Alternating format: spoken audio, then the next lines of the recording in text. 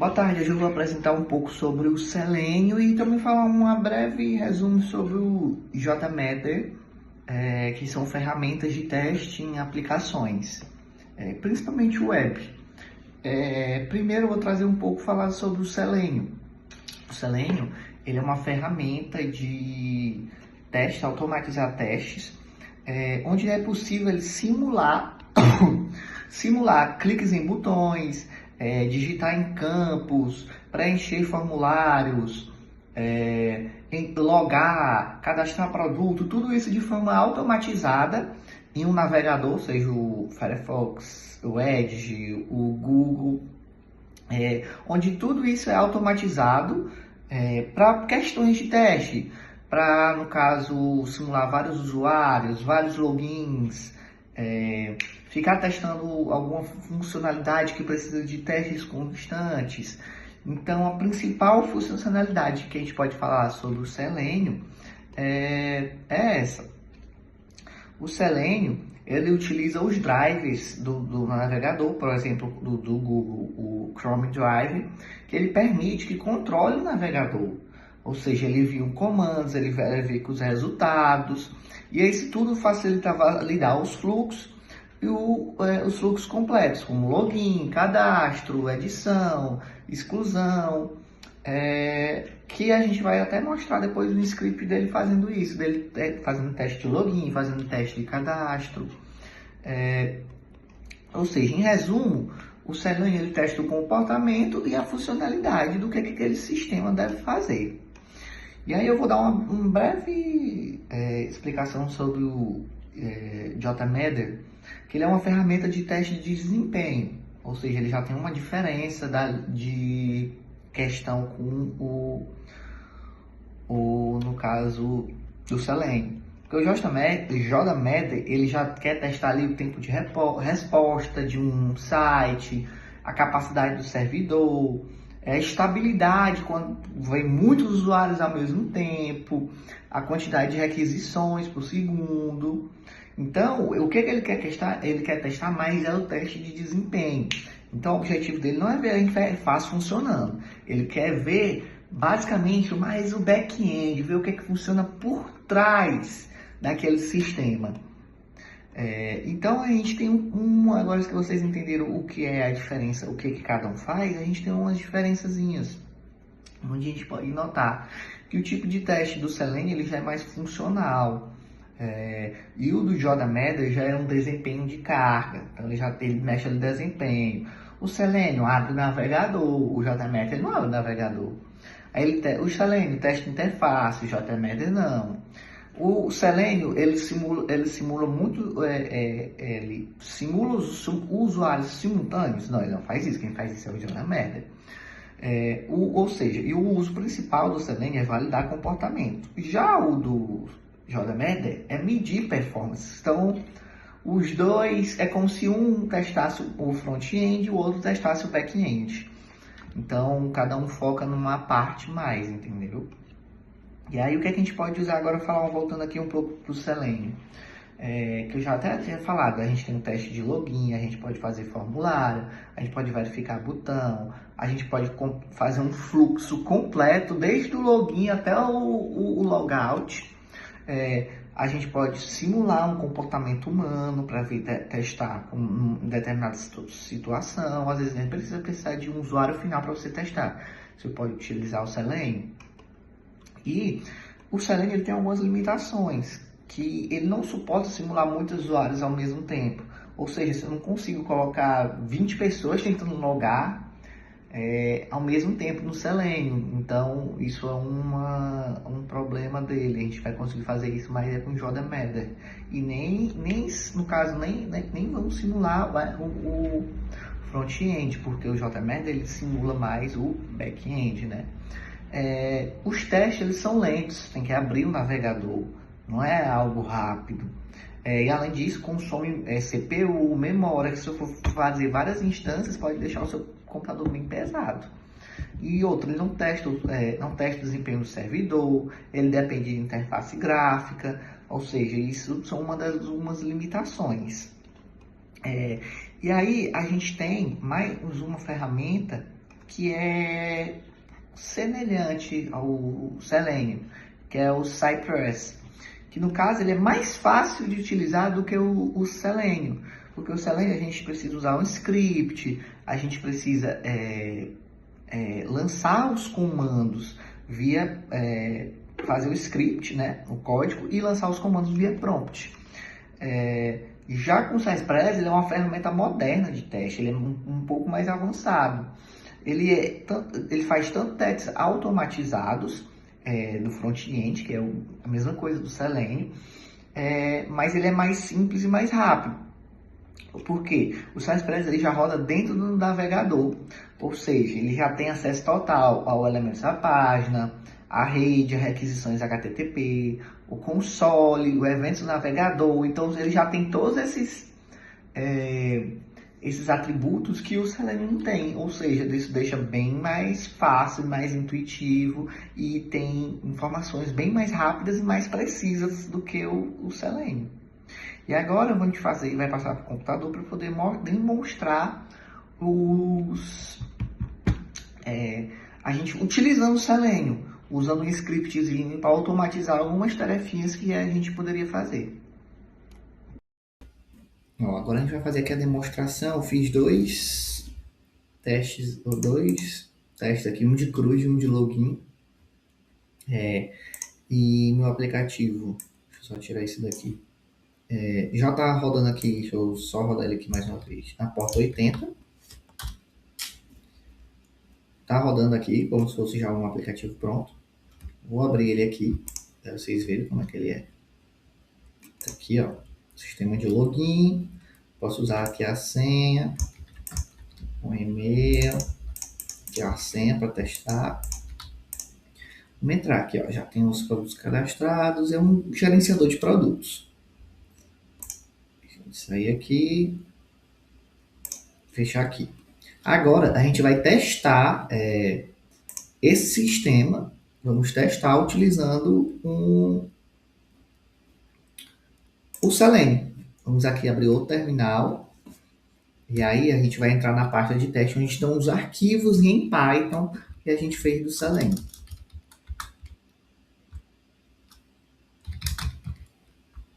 E agora a gente vai rodar o teste. Primeiro o de login.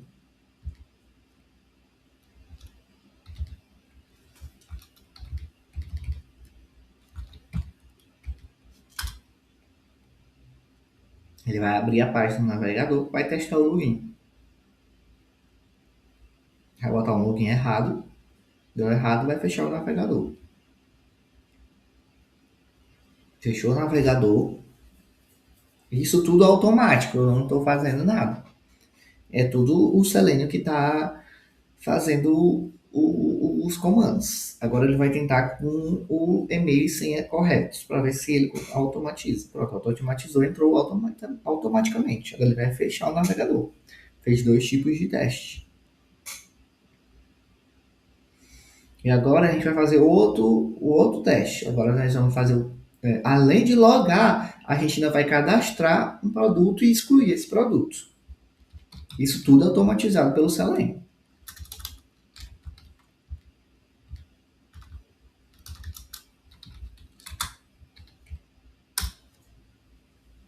Primeiro vamos cadastrar o produto. Vamos logar, tudo automatizado. A setinha não está se mexendo. Tudo cadastrado automaticamente. Produto cadastrado. Ele vai fechar o navegador.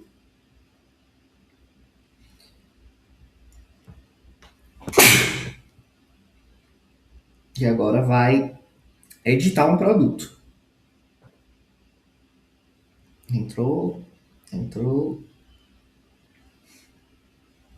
Vai atualizar um produto atualizado com sucesso. Agora ele vai sair. E agora ele vai fazer um teste de exclusão.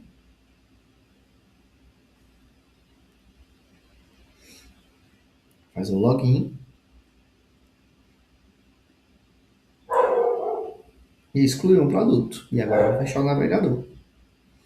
E é isso. E agora o nosso amigo vai fazer a parte 2, apresentar a parte 2, que agora ele vai adentrar mais a fundo sobre o JMeter. Olá, meu nome é Paulo do Carmo e eu sou o aluno que vai apresentar um pouco sobre o Geometer. O Geometer é uma ferramenta que é utilizada para realizar diversos testes, né? Ele normalmente é empregado para fazer requisições HTTPS e pode ser utilizado para teste de carga, teste de endpoints de API, entre outros. Hoje a gente vai validar a resistência do nosso back-end, que foi feito em Node.js. Vou até mostrar aqui o servidor. Está rodando.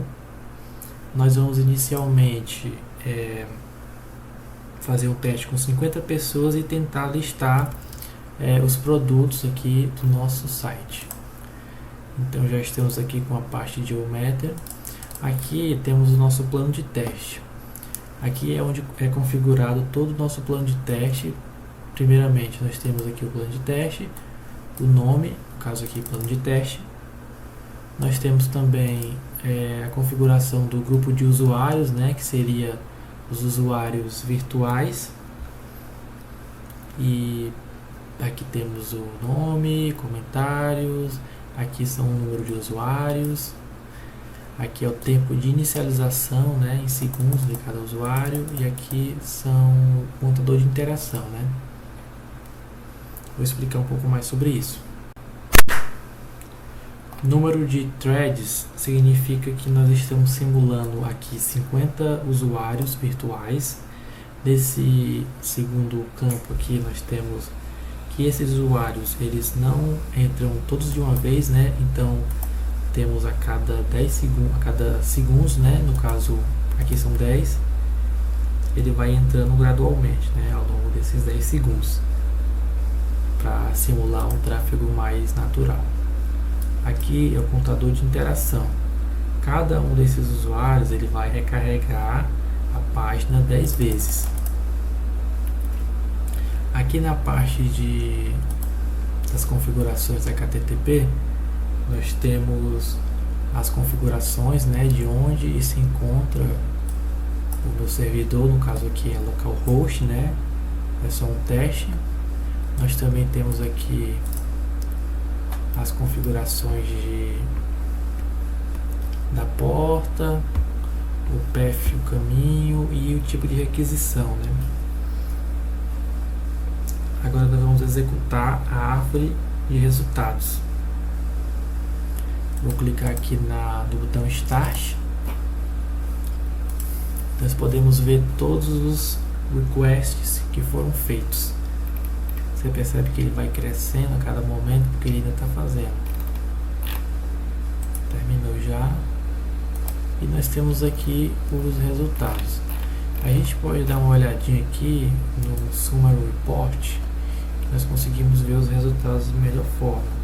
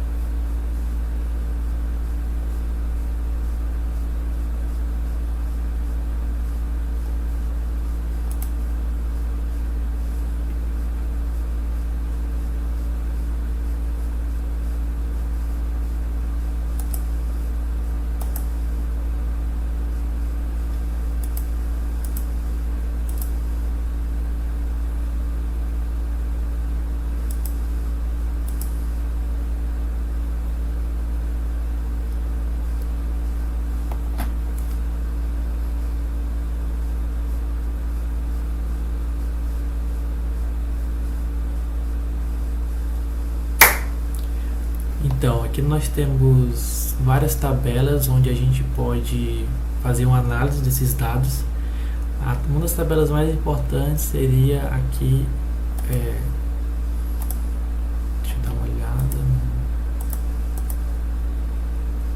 na parte de erros. Aqui nós temos a porcentagem de erro está em 0%, né?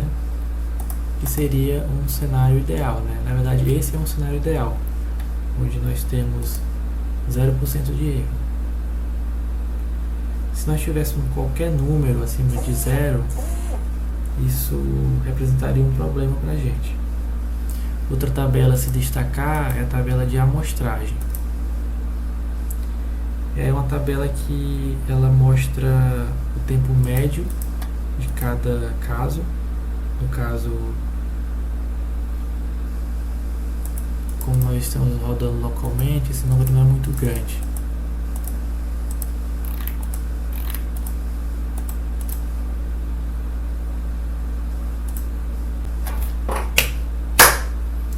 A terceira tabela que nós vamos destacar aqui é a tabela de Torgaut. Aqui nós temos o tempo de vazão. Ele mostra quantas requisições por segundo o servidor ele consegue processar.